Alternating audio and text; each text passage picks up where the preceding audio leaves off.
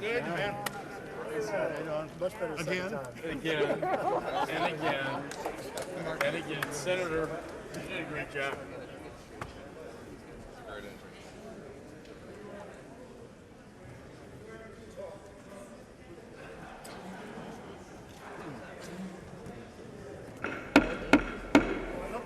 Senator Leahy must come down. Back up just a minute. Still got a few more here. Hey, Senator.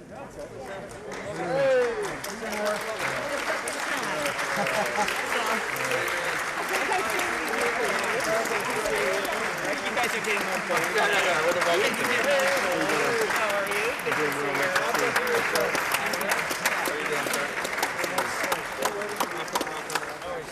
you. I messed up the first time. I made you do it again. Yeah, I'm on.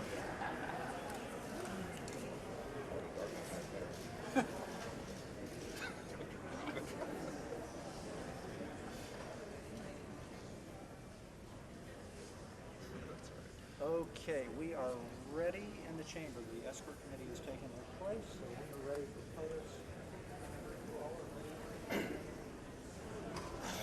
You gonna do it live?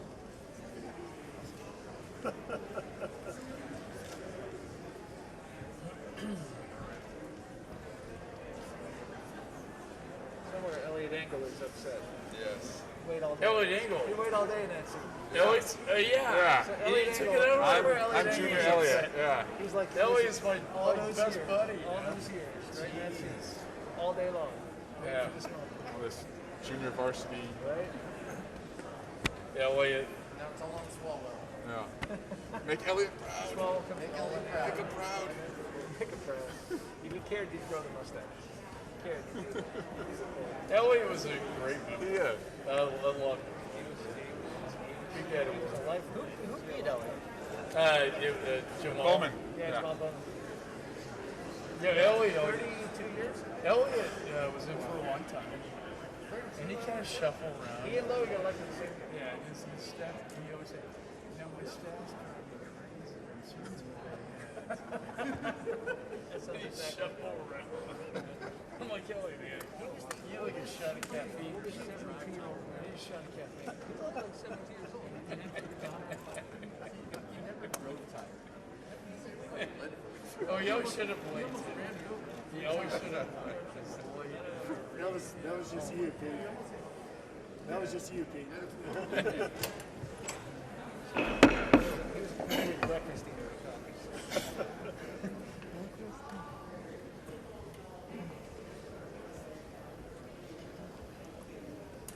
Okay, here's the start time. Another gavel. Another.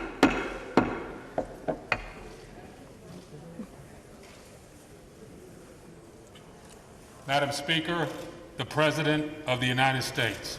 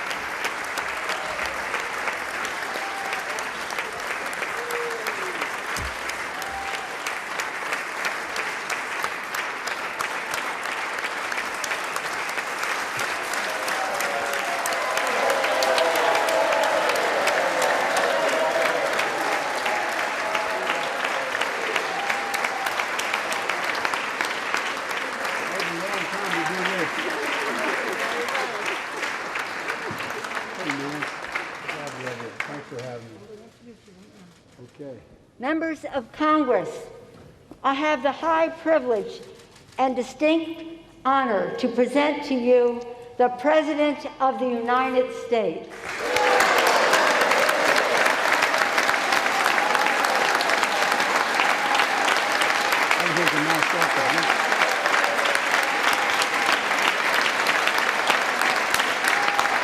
Thank you.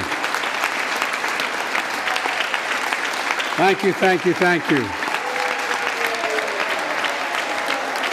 Good to be back.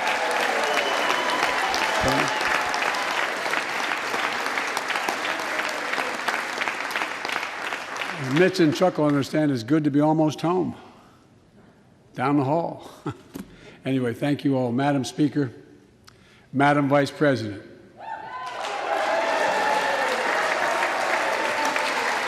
No president has ever said those words from this podium. No president has ever said those words, and it's about time.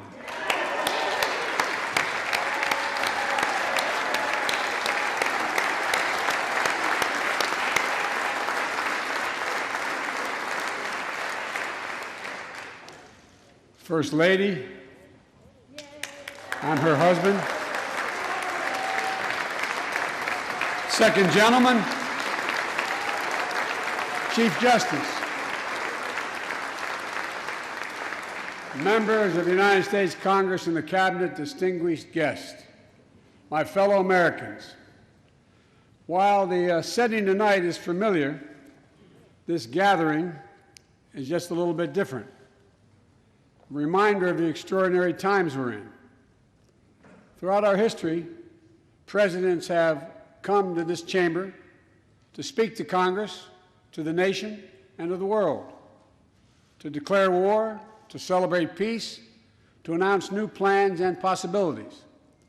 Tonight, I come to talk about crisis and opportunity, about rebuilding the nation, revitalizing our democracy, and winning the future for America. I stand here tonight, one day shy of the 100th day of my administration. 100 days since I took the oath of office and lifted my hand off our family Bible and inherited a nation, we all did, that was in crisis. The worst pandemic in a century, the worst economic crisis since the Great Depression, the worst attack on our democracy since the Civil War. Now, after just 100 days, I can report to the nation, America is on the move again.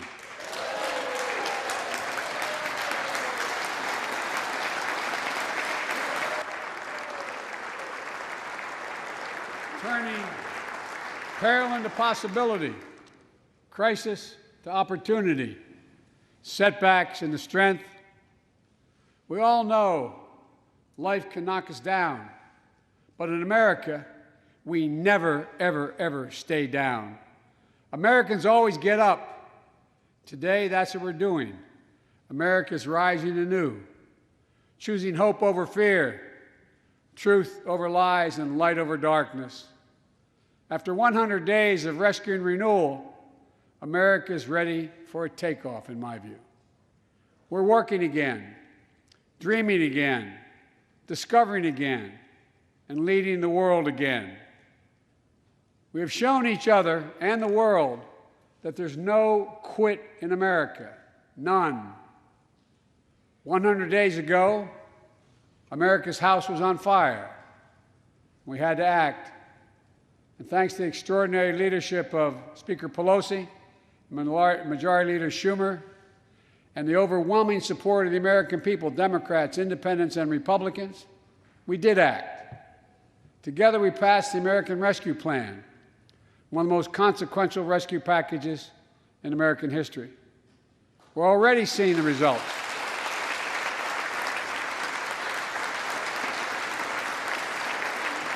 We're already seeing the results.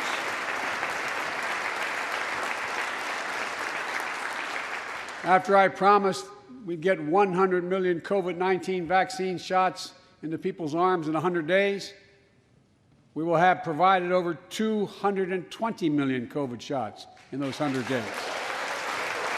Thanks to all the help of all of you. We're marshaling, with your help, everyone's help, we're marshaling every federal resource. We've gotten vaccines to nearly 40,000 pharmacies and over 700 community health centers where the poorest of the poor can be reached. We're setting up community vaccination sites, developing mobile units to get to hard-to-reach communities. Today, 90% of Americans now live within 5 miles of a vaccination site. Everyone over the age of 16, everyone is now eligible to get vaccinated right now, right away. Go get vaccinated, America. Go and get the vaccination. They're available. You're eligible now.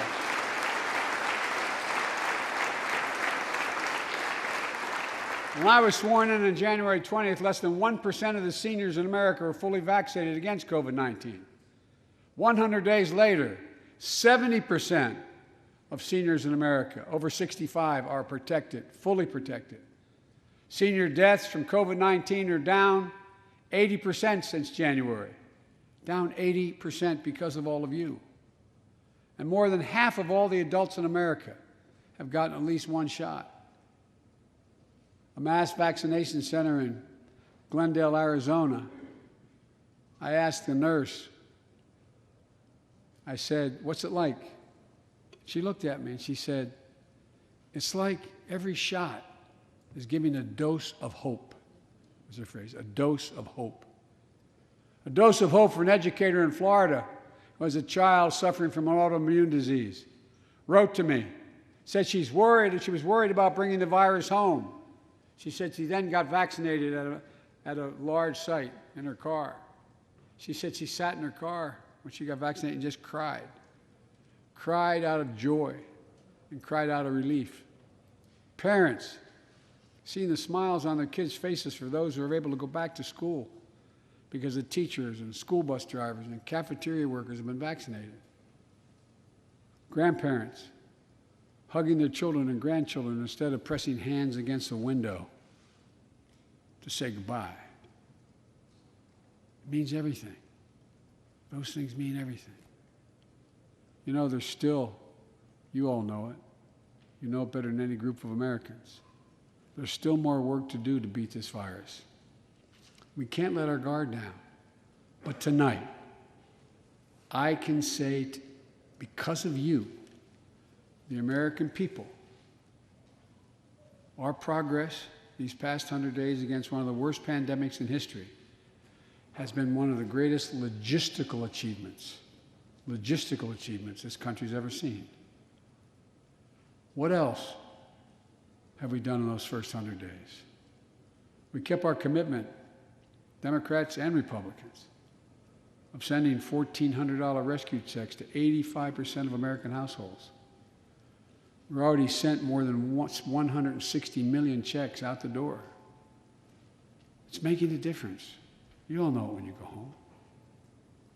For many people, it's making all the difference in the world. The single mom in Texas who wrote me, she said she couldn't work, but she said the relief check put food on the table and saved her and her son from eviction from their apartment.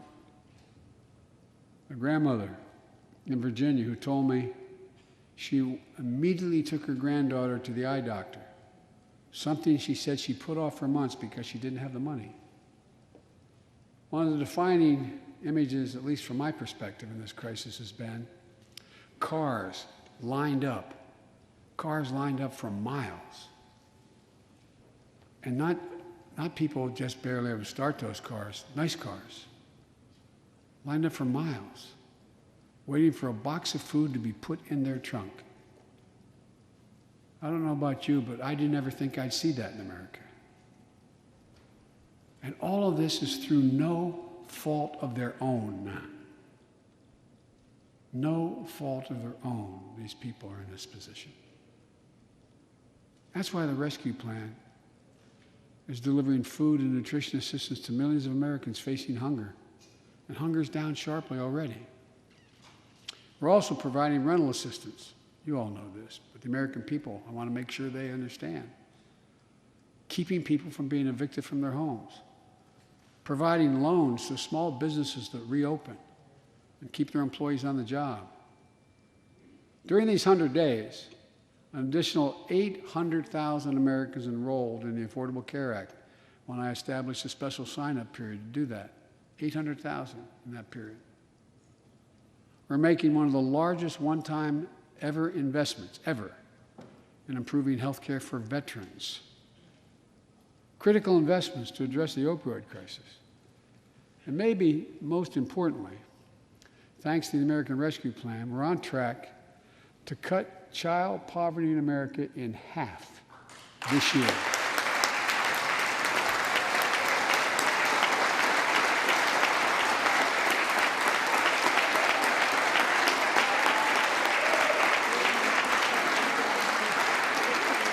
And in the process, while this was all going on, the economy created more than 1,300,000 new jobs in 100 days. More jobs in the first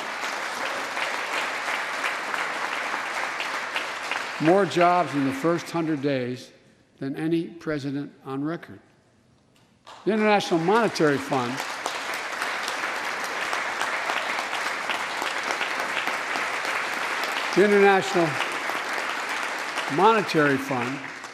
is now estimating our economy will grow at a rate of more than 6% this year.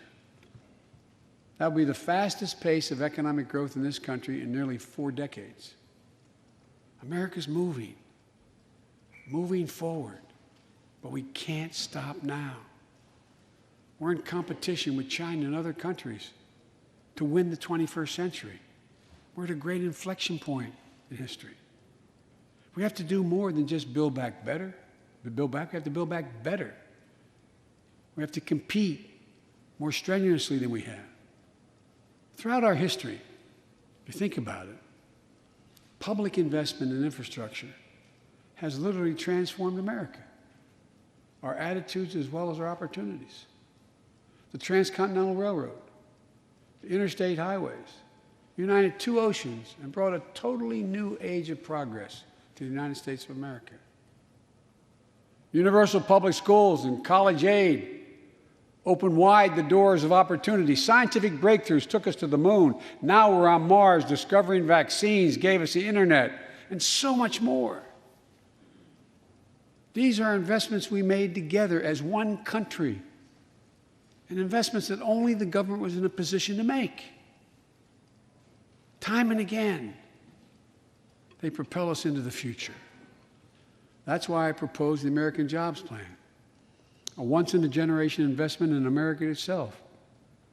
This is the largest jobs plan since World War II. It creates jobs to upgrade our transportation infrastructure, jobs modernizing our roads, bridges, highways, jobs building ports and airports, rail corridors, transit lines. It's clean water. And today, up to 10 million homes in America and more than 400,000 schools and child care centers have pipes with lead in them, including drinking water. A clear and present danger to our children's health. American Jobs Plan creates jobs replacing 100% of the nation's lead pipes and service lines, so every American can drink clean water.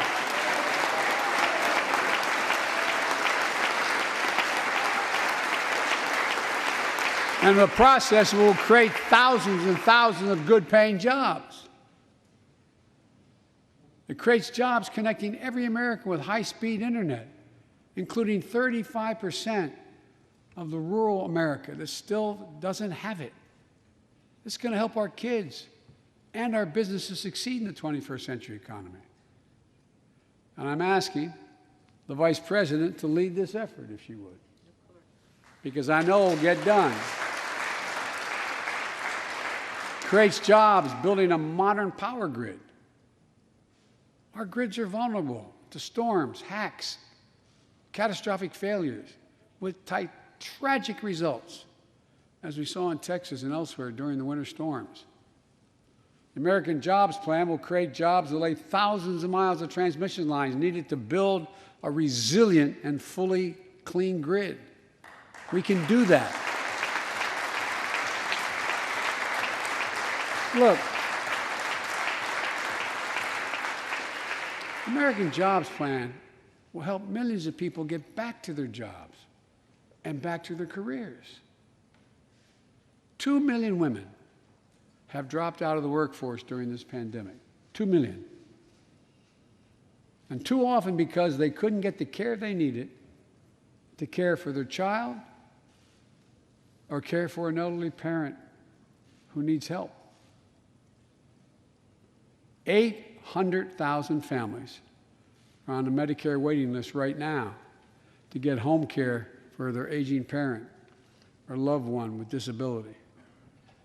If you think it's not important, check out in your own district, Democrat or Republican, Democrat or Republican voters. Their great concern, almost as much as their children, is taking care of an elderly loved one who can't be left alone. Medicaid contemplated it, but this plan is going to help those families and create jobs for our caregivers with better wages and better benefits, continuing a cycle of growth. For too long, we've failed to use the most important word when it comes to meeting the climate crisis: jobs.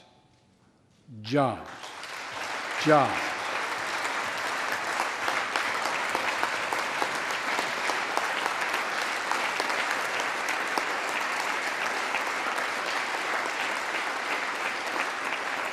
For me, when I think climate change, I think jobs. The American Jobs Plan will put engineers and construction workers to work building more energy-efficient buildings and homes. Electrical workers, IBEW members installing 500,000 charging stations along our highways so we can own the electric car market. Farmers planting cover crops so they can reduce the carbon dioxide in the air and get paid for doing it. Look, think about it. There is simply no reason why the blades for wind turbines can't be built in Pittsburgh instead of Beijing. No reason. None. No reason. So, folks, there's no reason why American workers can't lead the world in the production of electric vehicles and batteries. I mean, there is no reason. We have the capacity. We're the brightest, best trained people in the world. The American Jobs Plan is going to create millions of good-paying jobs, jobs Americans can raise a family on. As my dad would then say, with a little breathing room. And all the investments in the American Job Plan will be guided by one principle: buy American. Buy American. And I might note parenthetically, that does not violate any trade agreement. It's been the law since the 30s. Buy American. American tax dollars are going to be used to buy American products made in America to create American jobs. That's the way it's supposed to be, and it will be in this administration.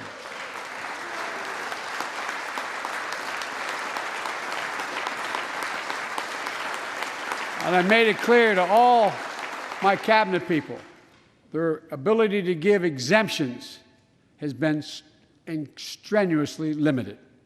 It will be American products. Now, I know some of you at home are wondering whether these jobs are for you. So many of you, so many of the folks I grew up with, feel left behind, forgotten, in an economy that's so rapidly changing. It's frightening. I want to speak directly to you, because you think about it. That's what people are most worried about. Can I fit in? Independent experts estimate the American Jobs Plan will add millions of jobs and trillions of dollars to economic growth in the years to come. It is an 8-year program. These are good-paying jobs that can't be outsourced. Nearly 90% of the infrastructure jobs created in the American Jobs Plan do not require a college degree. 75% don't require an associate's degree. The American Jobs Plan is a blue-collar blueprint to build America. That's what it is.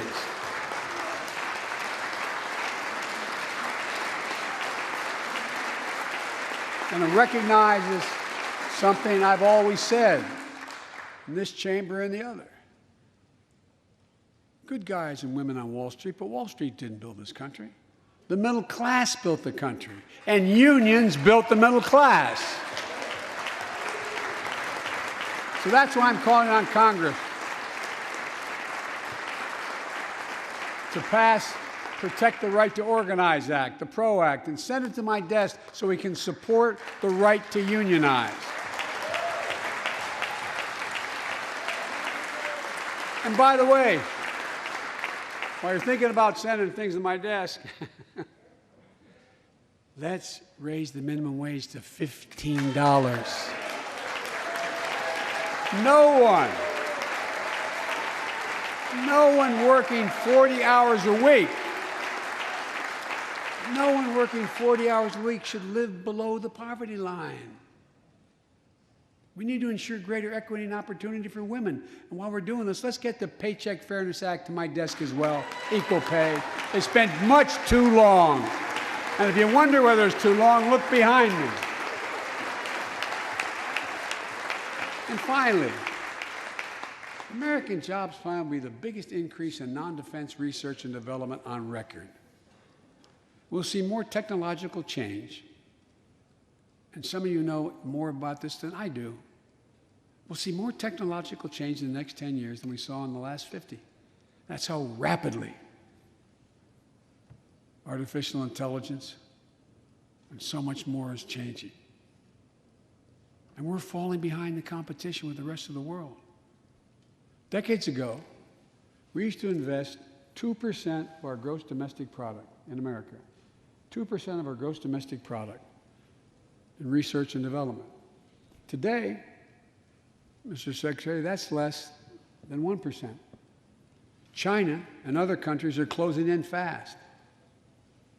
We have to develop and dominate the products and technologies of the future. Advanced batteries, biotechnology, computer chips, clean energy. The Secretary of Defense can tell you, and those of you work in national security issues know, the Defense Department has an agency called DARPA, the Defense Advanced Research Project Agency. The people who set up before I came here, and that's been a long time ago, to develop breakthroughs that enhance our national security. That's their only job. And it's a semi-separate agency. It's under the Defense Department. It's led to everything from the discovery of the internet to GPS and so much more that's enhanced our security. The National Institute of Health, the NIH, I believe, should create a similar advanced research projects agency for health. And here's what it would do.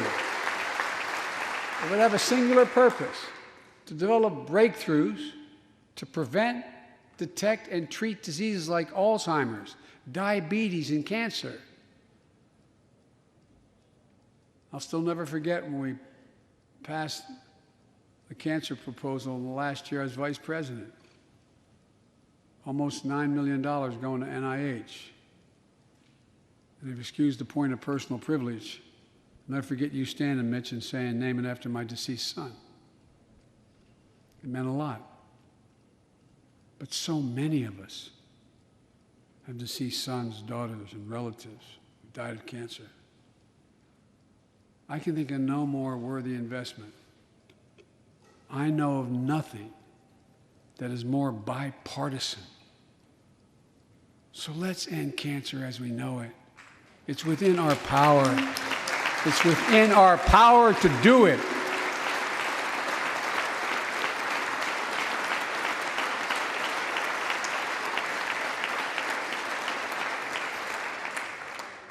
Investments in jobs and infrastructure like the ones we're talking about have often had bipartisan support in the past.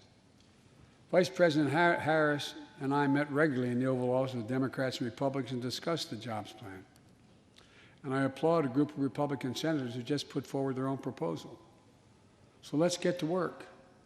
I wanted to lay out before the Congress my plan before we got into the deep discussions. I'd like to meet with those who have ideas that are different, they think are better. I welcome those ideas. But the rest of the world is not waiting for us. I just want to be clear. From my perspective, doing nothing is not an option.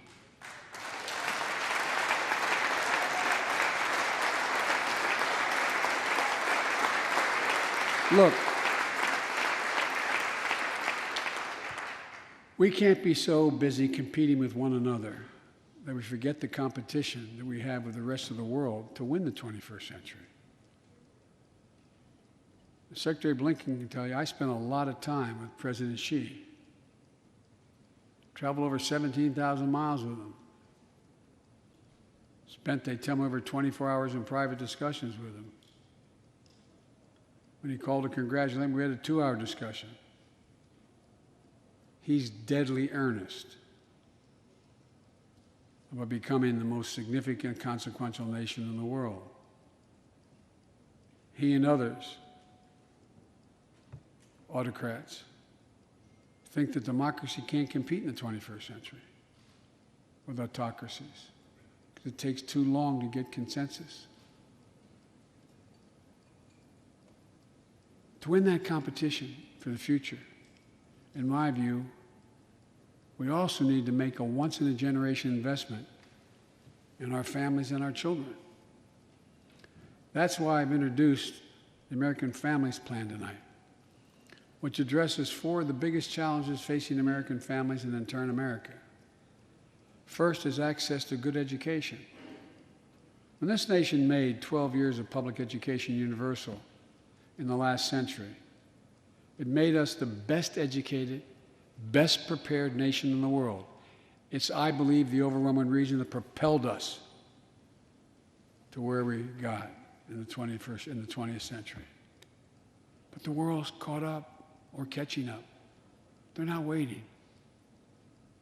I would say parenthetically, if we were sitting down, we set a bipartisan committee together and said, okay, we're going to decide what we do in terms of government providing for free education. I wonder whether we'd think, as we did in the 20th century, that 12 years is enough in the 21st century. I doubt it. 12 years is no longer enough today to compete with the rest of the world in the 21st century. That's why my American Families Plan guarantees 4 additional years of public education for every person in America, starting as early as we can. The great universities in this country have conducted studies of the last 10 years. It shows that adding 2 years of universal high-quality preschool for every 3-year-old and 4-year-old, no matter what background they come from, puts them in the position to be able to compete all the way through 12 years and increases exponentially their prospect of graduating and going on beyond graduation.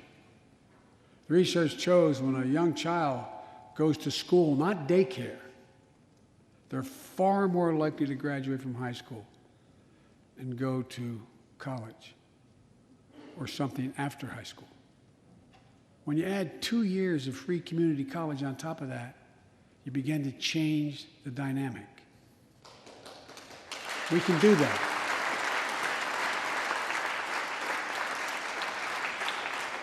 And we'll increase Pell Grants and invest in historical black colleges and universities, tribal colleges, minority-serving institutions. The reason is they don't have the endowments. But their students are just as capable of learning about cybersecurity, just as capable of learning about metallurgy, all the things that are going on that provide those jobs of the future. Jill is a community college professor who teaches today as First Lady. She's long said,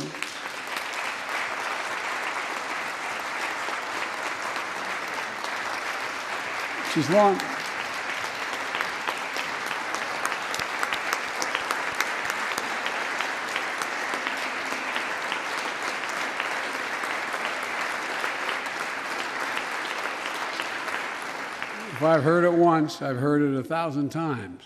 Joe, any country that out-educates us is going to outcompete us. She'll be deeply involved in leading this effort. Thank you, Jill. Second thing we need, American Families Plan will provide access to quality, affordable child care.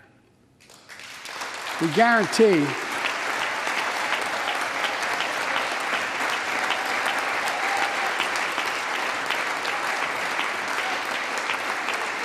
what I'm proposing in legislation, we guarantee that low and middle income families will pay no more than 7% of their income for high-quality care for children up to the age of 5. The most hard-pressed working families won't have to spend a dime. Third, the American Families Plan will finally provide up to 12 weeks of paid leave and medical leave, family medical leave. We're one of the few industrial countries in the world. No one should have to choose between a job and a paycheck or taking care of themselves and their loved ones or parent or spouse or child. And fourth, the American Family Plan puts directly into the pockets of millions of Americans. In March, we expanded tax credit for every child in a family, up to $3,000 per child if they're under 6 years of age. Over 6 years of age, and $3,600 for children over 6 years of age. With 2 parents, 2 kids, that's $7,200 in the pockets to help take care of your family. And that will help more than 65 million children and help cut child care poverty in half. And we can afford it. So we did that in the last piece of legislation we passed. But let's extend that child care tax credit at least through the end of 2025.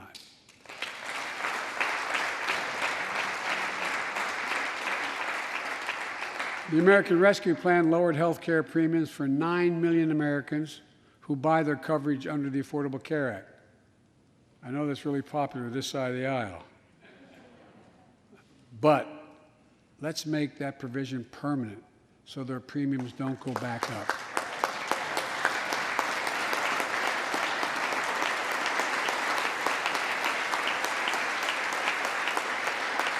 In addition to my family's plan, I'm going to work with Congress to address this year other critical priorities for American families. The Affordable Care Act has been a lifeline for millions of Americans, protecting people with pre-existing conditions, protecting women's health, and the pandemic has demonstrated how badly it's needed. Let's lower deductibles for working families on the Affordable Care Act. And let's lower prescription drug costs. We know how to do this.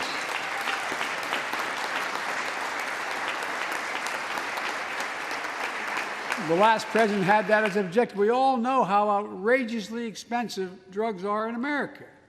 In fact, we pay the highest prescription drug prices of anywhere in the world, right here in America. Nearly 3 times for the same drug, nearly 3 times what other countries pay. We have to change that, and we can. Let's do what we talked about for all the years I was down here in this body, in Congress. Let's give Medicare the power to save hundreds of billions of dollars by negotiating lower drug prescription prices.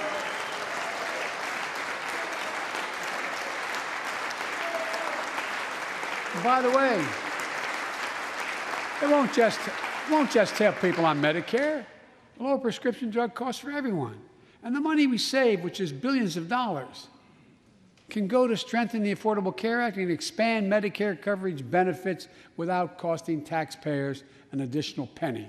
It's within our power to do it. Let's do it now.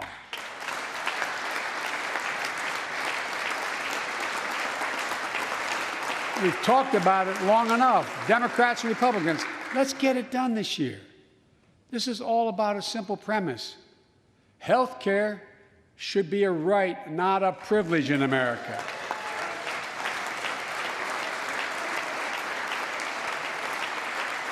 So, how do we pay for my jobs and family plan? I made it clear we can do it without increasing the deficits. Let's start with what I will not do. I will not impose any tax increase on people making less than $400,000. But it's time for corporate America and the wealthiest 1% of Americans to just begin to pay their fair share. Just their fair share.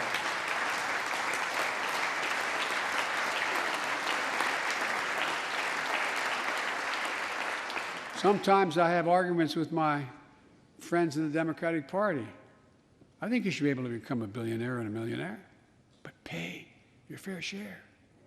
A recent study shows that 55 of the nation's biggest corporations paid zero federal tax last year. Those 55 corporations made in excess of $40 billion in profit. A lot of companies also evade taxes through tax havens in Switzerland and Bermuda and the Cayman Islands. And they benefit from tax loopholes and deductions for offshoring jobs and shifting profits overseas. It's not right. We're going to reform corporate taxes so they pay their fair share and help pay for the public investments their businesses will benefit from as well.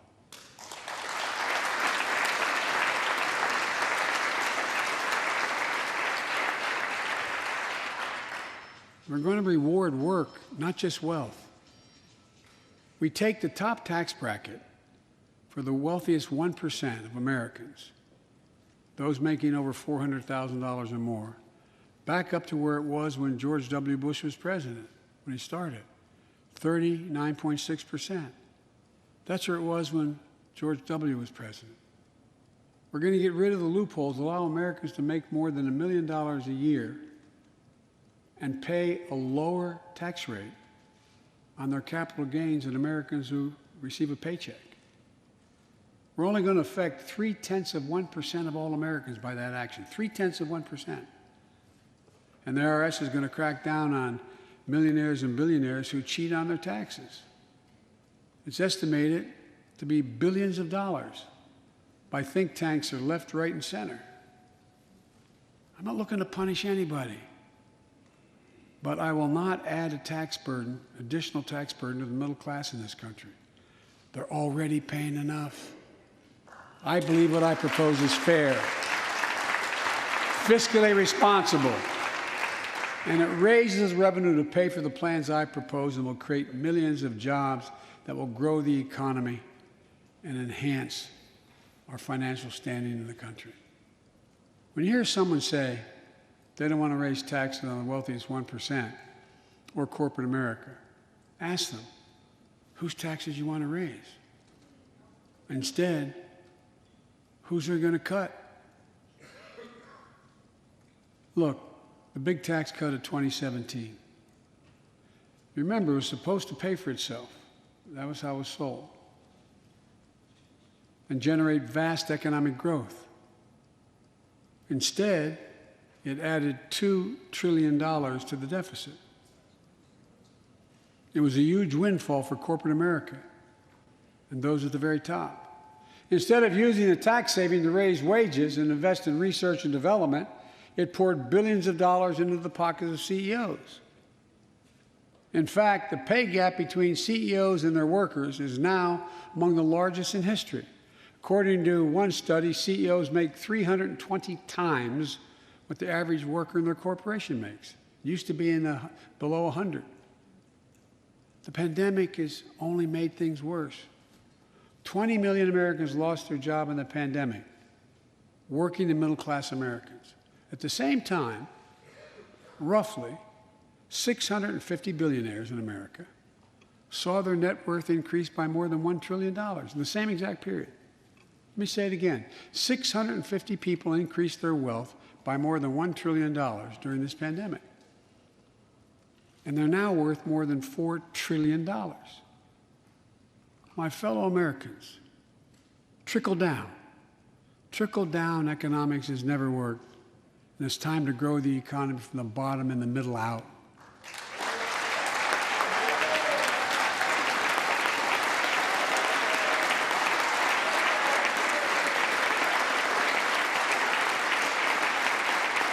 You know, there's a broad consensus of economists left, right, and center, and they agree what I'm proposing will help create millions of jobs and generate historic economic growth. These are among the highest values investments we can make as a nation. I've often said our greatest strength is the power of our example, not just the example of our power. In my conversations with world leaders, and I've spoken to over 38, 40 of them now, I've made it known that America's back. And you know what they say? The comment I hear most of all from them is they say, we see America's back, but for how long? But for how long? My fellow Americans, we have to show not just that we're back, but that we're back to stay, and that we aren't going to go it alone. We're going to do it by leading with our allies. No one nation can deal with all the crises of our time, from terrorism to nuclear proliferation, mass migration, cybersecurity, climate change, as well as what we're experiencing now, pandemics. There's no wall high enough to keep any virus out. And our own vaccine supply, as it grows to meet our needs, and we're meeting them, will become an arsenal for vaccines for other countries, just as America is an arsenal for democracy for the world, and in consequence influence the world. But every American will have access before that occurs. Every American will have access to be fully covered by COVID-19 from the vaccines we have.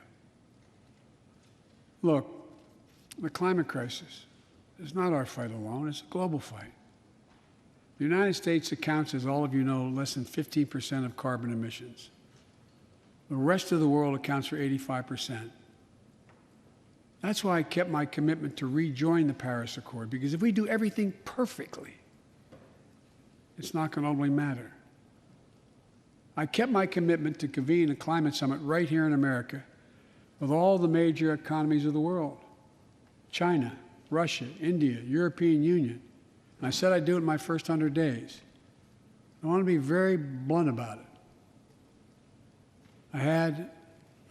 My attempt was to make sure that the world could see there was a consensus, that we are at an inflection point in history. The consensus is if we act to save the planet, we can create millions of jobs and economic growth and opportunity to raise the standard of living of almost everyone around the world. If you watched any of it and you were all busy, I'm sure you didn't have much time. That's what virtually every nation said, even the ones that aren't doing their fair share. The investments I propose tonight also advance a foreign policy, in my view, that benefits the middle class. That means making sure every nation plays by the same rules in the global economy, including China. In my discussion with President Xi, I told him, we welcome the competition. We're not looking for conflict. But I made absolutely clear that we will defend America's interest across the board. America will stand up to unfair trade practices that undercut American workers and American industries, like subsidies from state to state-owned operations and enterprises, and the theft of American technology and intellectual property. I also told President Xi that we'll maintain a strong military presence in the Indo-Pacific, just as we do with NATO and Europe, not to start a conflict, but to prevent one.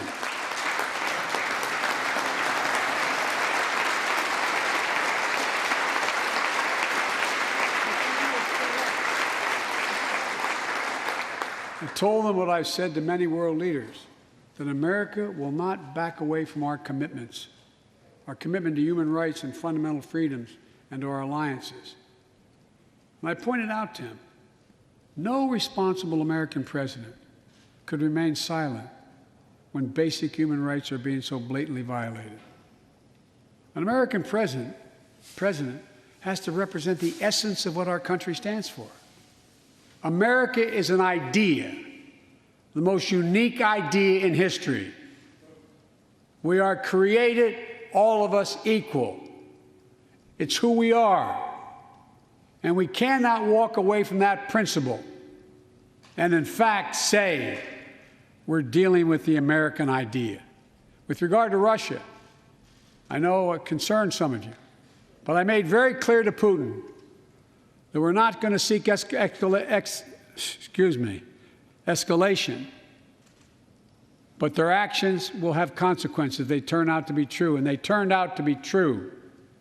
So I responded directly and proportionately to Russia's interference in our elections and the cyber attacks on our government and our business. They did both of these things, and I told them we would respond, and we have. But we can also cooperate when it's our mutual interest. We did it when we extended the New START Treaty on nuclear arms, and we're working to do it on climate change. But he understands we will respond. On Iran and North Korea, nuclear programs that present serious threats to American security and the security of the world. We're going to be working closely with our allies to address the threats posed by both of these countries through diplomacy as well as stern deterrence. And American leadership means ending the forever war in Afghanistan. We have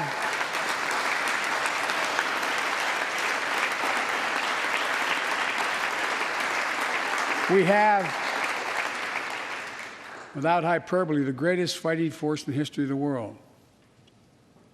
I'm the first president in 40 years who knows what it means to have a son serving in a war zone. Today, we have service members serving in the same war zone as their parents did. We have service members in Afghanistan who are not yet born on 9/11. The war in Afghanistan, as we remember the debates here, were never meant to be multi-generational undertakings of nation building. We went to Afghanistan to get the terrorists who attacked us on 9/11. And we said we would follow Osama bin Laden to the gates of hell to do it. If you've been in the upper Konar Valley, you've kind of seen the gates of hell. And we delivered justice to bin Laden. We degraded the terrorist threat of al-Qaeda in Afghanistan. And after 20 years of valor, and sacrifice, it's time to bring those troops home. Look,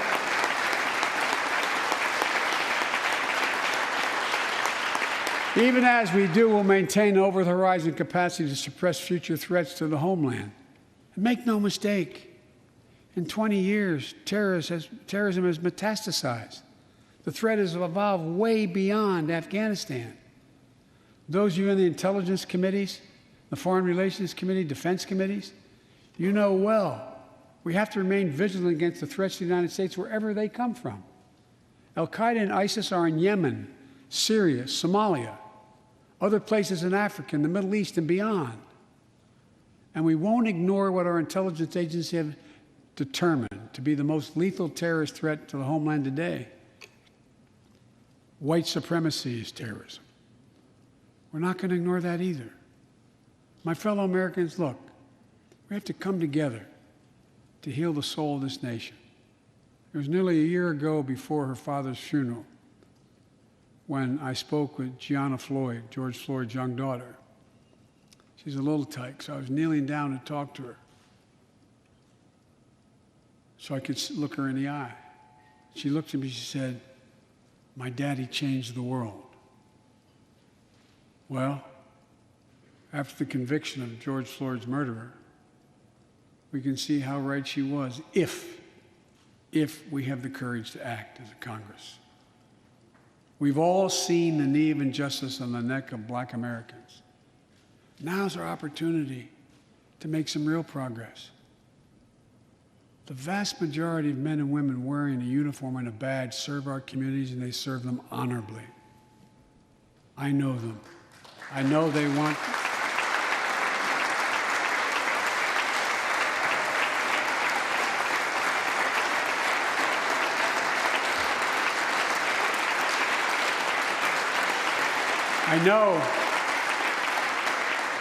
they want to help meet this moment as well. My fellow Americans, we have to come together to rebuild trust between law enforcement and the people they serve, to root out systemic racism in our criminal justice system, and to enact police reform in George Floyd's name that passed the House already. I know Republicans have their own ideas and are engaged in a very productive discussions with Democrats in the Senate. We need to work together to find a consensus. But let's get it done next month, by the first anniversary of George Floyd's death.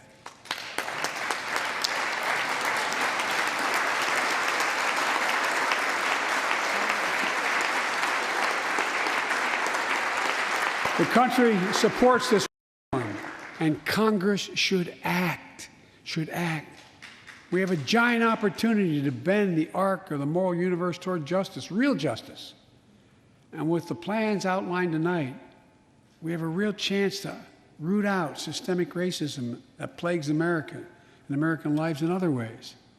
A chance to deliver real equity, good jobs, good schools, affordable housing, clean air, clean water, being able to generate wealth and pass it down through generations because you have an access to purchase a house. Real opportunities in the lives of more Americans, Black, white, Latino, Asian Americans, Native Americans. Look, I also want to thank the United States Senate for voting 94-1 to pass the COVID-19 Hate Crimes Act to protect Asian American and Pacific Islanders. You acted decisively.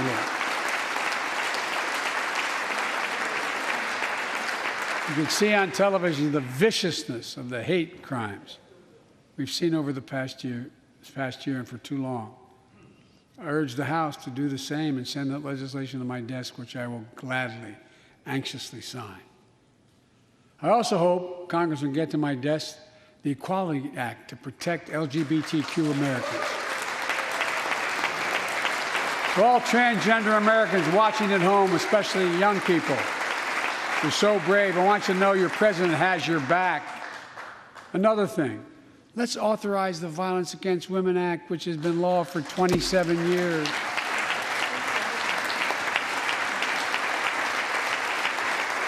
"27 years ago, I wrote it.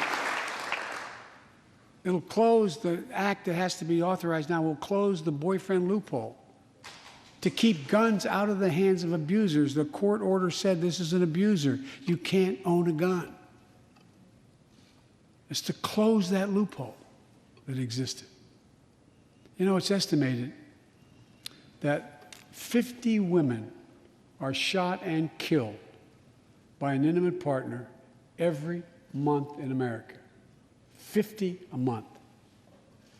Let's pass it and save some lives.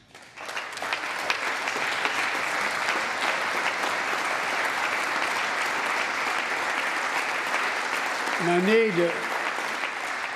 need not tell anyone this, but gun violence has become an epidemic in America.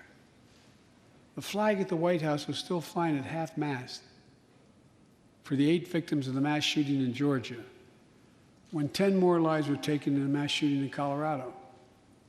And in the week in between those two events, 250 other Americans were shot dead in the streets of America.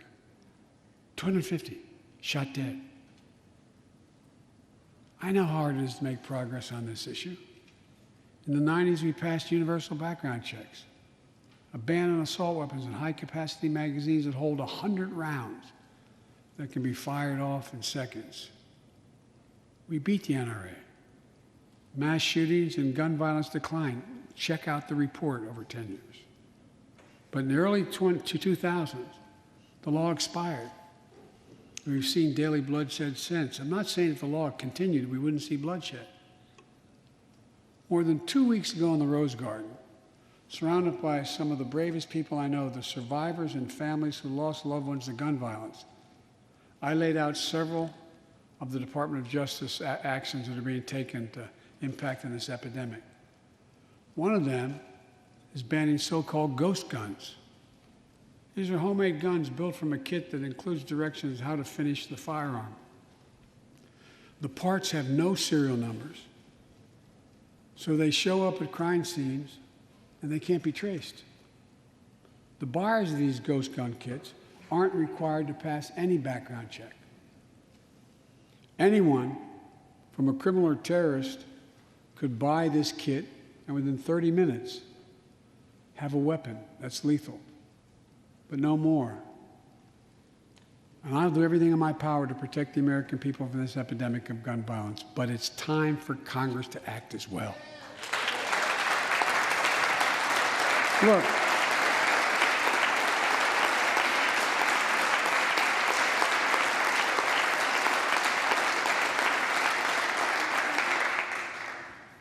I don't want to become confrontational, but we need more Senate Republicans to join the overwhelming majority of Democratic colleagues and close the loopholes required in background check purchases of guns. We need a ban on assault weapons and high-capacity magazines. And don't tell me it can't be done. We did it before and it worked. Talk to most responsible gun owners and hunters. They'll tell you there's no possible justification for having 100 rounds in a weapon. What do you think, deer are wearing Kevlar vests? I mean, they'll tell you that there are too many people today who are able to buy a gun but shouldn't be able to buy a gun. These kinds of reasonable reforms have overwhelming support from the American people, including many gun owners. The country supports reform, and Congress should act. This shouldn't be a red or blue issue. And no amendment to the Constitution is absolute. You can't yell fire in a crowded theater. From the very beginning, there were certain guns, weapons, that could not be owned by Americans. Certain people could not own those weapons ever. We're not changing the Constitution. We're being reasonable. I think this is not a Democrat or Republican issue. I think it's an American issue. And here's what else we can do. Immigration has always been essential to America.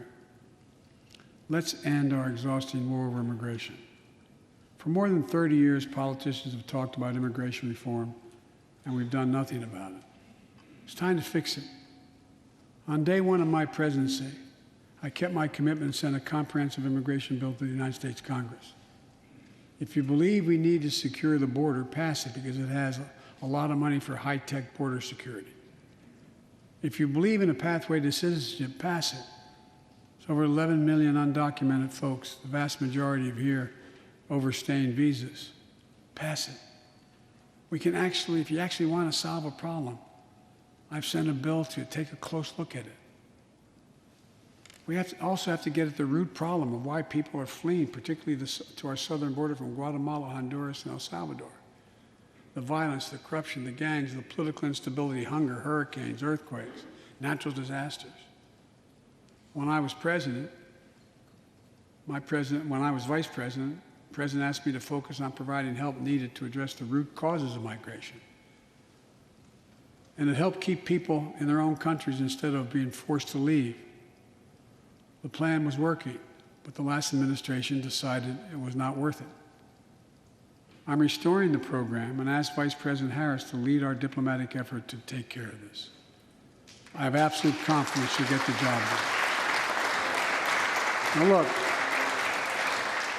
if you don't like my plan, let's at least pass what we all agree on. Congress needs to pass legislation this year to finally secure protection for dreamers. The young people who've only known America as their home. And permanent protection for immigrants who are here on temporary protective status who came from countries beset by man-made and natural-made violence and disaster. As well as a pathway to citizenship for foreign workers who put food on our tables. Look, immigrants have done so much for America during this pandemic and throughout our history. The country supports immigration reform. We should act. Let's argue over it. Let's debate it. But let's act. And if we truly want to restore the soul of America, we need to protect the sacred right to vote. Most people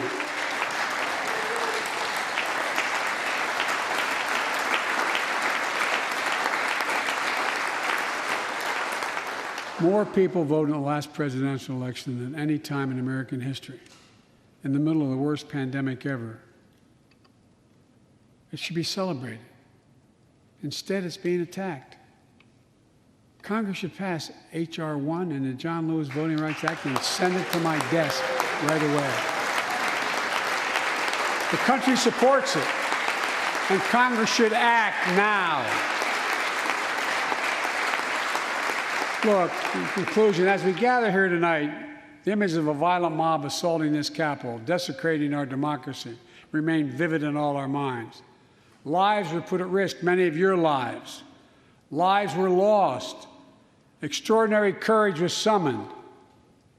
The insurrection was an existential crisis, a test of whether our democracy could survive, and it did. But the struggle is far from over. The question of whether our democracy will long endure is both ancient and urgent. As old as our republic, still vital today. Can our democracy deliver on its promise that all of us, created equal in the image of God, had a chance to lead lives of dignity, respect, and possibility? Can our democracy deliver to the most pressing needs of our people? Can our democracy overcome the lies, anger, hate, and fears that have pulled us apart? America's adversaries, the autocrats of the world, are betting we can't. And I promise you, they're betting we can't. They believe we're too full of anger and division and rage. They look at the images of the mob that assaulted the Capitol as proof that the sun is setting on American democracy. But they're wrong. You know it, I know it. But we have to prove them wrong. We have to prove democracy still works, that our government still works, and we can deliver for our people. In our first 100 days together, we've acted to restore people's faith in democracy to deliver. We're vaccinating the nation. We're creating hundreds of thousands of new jobs. We're delivering real results to people. They can see it, feel it in their own lives. Opening doors of opportunity, guaranteeing some more fairness and justice. That's the essence of America. That's democracy in action. Our Constitution opens with the words, as trite as it sounds, we the people. Well, it's time to remember that we the people are the government. You and I. Not some force in a distant capital. Not some powerful force that we have no control over. It's us. It's we the people. In another era, when our democracy was tested, Franklin Roosevelt reminded us, in America, we do our part. We all do our part. That's all I'm asking. That we do our part, all of us. That if we do that, we will meet the center challenge of the age by proving that democracy is durable and strong. Autocrats will not win the future. We will. America will. And the future belongs to America. As I stand here tonight before you in a new and vital hour of life and democracy of our nation, and I can say with absolute confidence, I have never been more confident or optimistic about America. Not because I'm president, because of what's happening with the American people. We've stared into the abyss of insurrection and autocracy, pandemic and pain, and we, the people, did not flinch. At the very moment our adversaries were certain we'd pull apart and fail, we came together, we united. With light and hope, we summoned a new strength, new resolve to position us to win the competition of the 21st century. On our way to a union more perfect, more prosperous, and more just, as one people, one nation, and one America. Folks, as I told every world leader I've ever met with over the years, it's never, ever, ever been a good bet to bet against America, and it still isn't. We're the United States of America. There's not a single thing, nothing beyond our capacity. We can do whatever we set our minds to if we do it together. So let's begin to get together. God bless you all, and may God protect our troops. Thank you for your patience.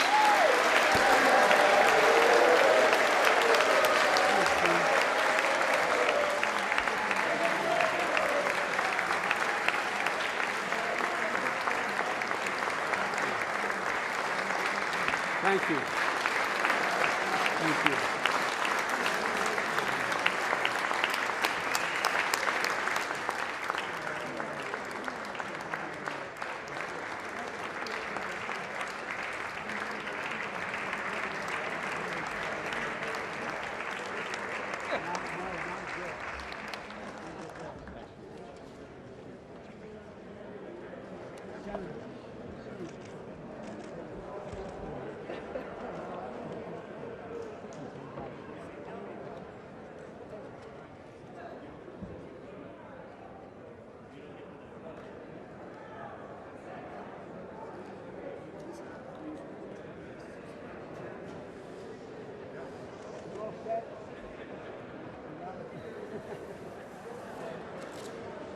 Guys, how are you?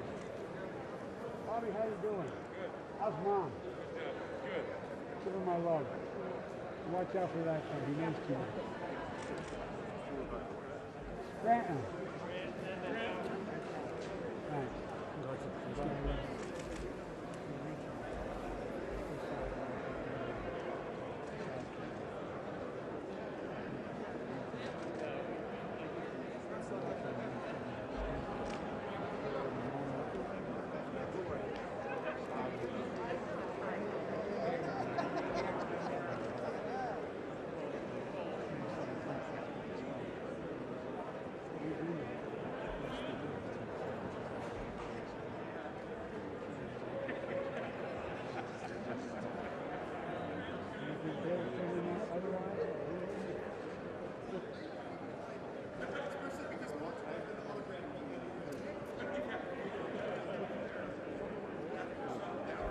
And by the way, he's also a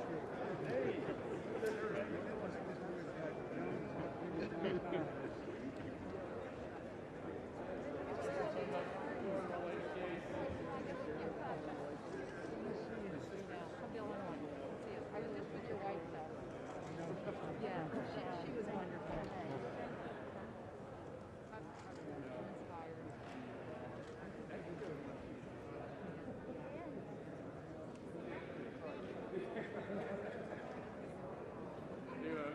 I'm grateful.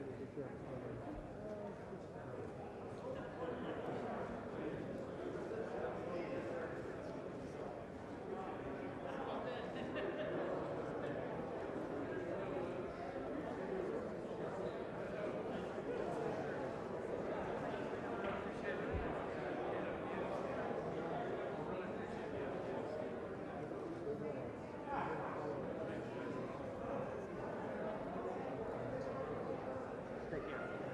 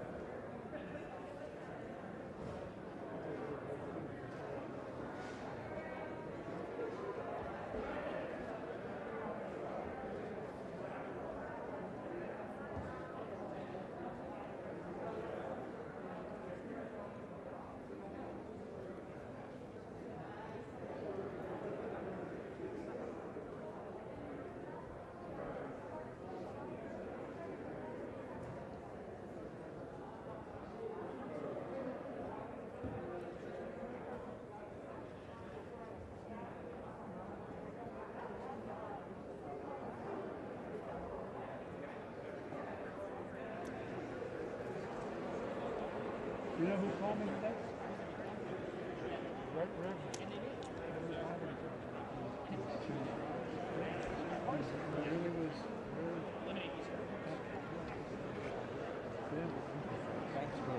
Hey, Mr. President, I'm a sheriff from Texas, the most diverse county in the entire country, Clifton County. I want to help with the criminal justice system here. I want to be part of it. It's needed, so I don't know how to reach out to you, but I have the experience. My name is Troy Nails. I'm the sheriff in Clifton County, and it's honored to be a part of it. I don't want to hurt your reputation. Every single year, I was only Democrat, the sheriff. This one, I'm not a sheriff, I'm just a doctor. I can do a whole lot of good in that conversation. Sheriff.